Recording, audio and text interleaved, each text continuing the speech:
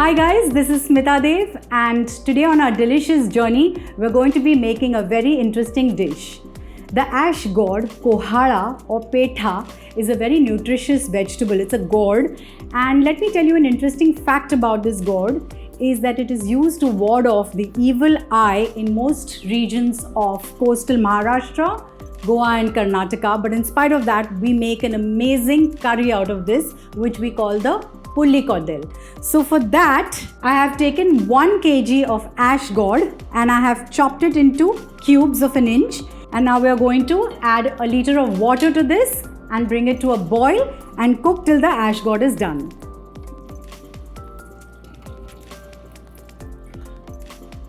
So let me put this here. And now we'll simply cover this and cook it till it's done. So for the masala, first heat 2 tablespoons of coconut oil. Guys, remember certain dishes taste amazing with coconut oil, and this is one such dish. So please use coconut oil. Add a teaspoon of mustard seeds, a teaspoon of cumin seeds, about 10 to 12 fenugreek or methi seeds, a tablespoon of coriander seeds, a tablespoon of raw rice, a tablespoon of sesame seeds or til, and here I'm using bedgi chilies. So I'm going to add 10 bedgi chilies to this.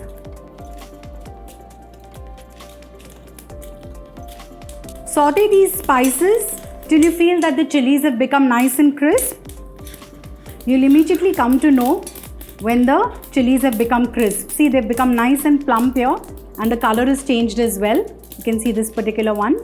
And now add half of fresh coconut that has been grated and just roast this till the coconut is slightly brown in color, okay? Not too brown.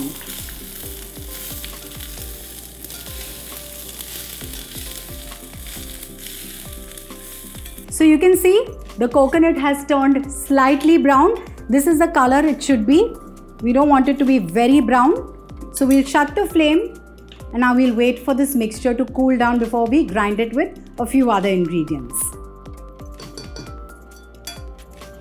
So let's remove this in a grinding jar. Now in this, we're going to add a cherry sized tamarind. Itnu sa, chotu sa. And we'll add a small piece of hing, asafoetida, and a teaspoon of jaggery. And now we'll grind this to a fine paste. This should be the consistency of the paste. It should be nice and fine. Let's check if the ash gourd has got cooked. You can see it's turned light grey and it's looking transparent. It seems to have cooked. It has cooked. So now let us add this paste to it. Now add some salt to taste.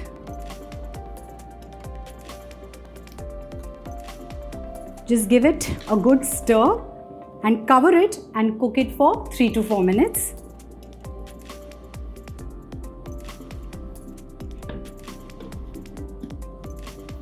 So we boiled the curry for good 3 to 4 minutes, and this is how it looks at the end. Now we need to give it a lovely tadka.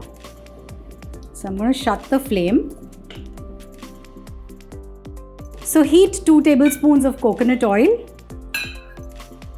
Now add a small pinch of asafoetida or hing, and then splutter a teaspoon of mustard seeds. Just let the mustard splutter, and we add a sprig of Kadi patta.